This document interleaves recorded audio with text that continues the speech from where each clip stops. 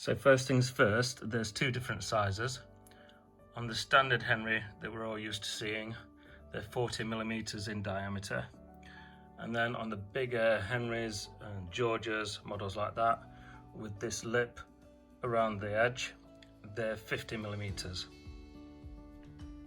Now I'm going to be showing you today on a Henry where the wheel is absolutely fine. It doesn't need replacing, but obviously I wanted to show you. You've probably got broken plastics. You might even have no plastic at all. You might be left with just a metal stump.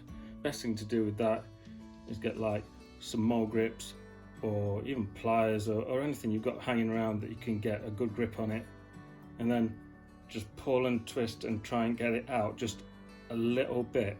Now once you've pulled the metal part out just a little bit, there's a little gap there where you can get something like long nose pliers or a crimping tool and just lever off the rest of it so it just pulls out then more or less straight away. You might even be able to pull it out by hand at this point. So when it comes to putting your new wheel back in, they are push fit, so they are designed to stay in. So this can be a little bit tricky.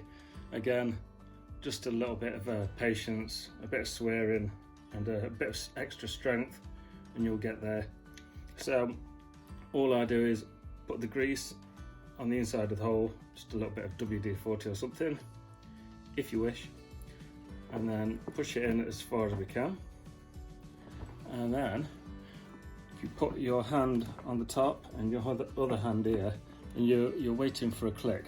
So once it clicks into position, then you're set to go.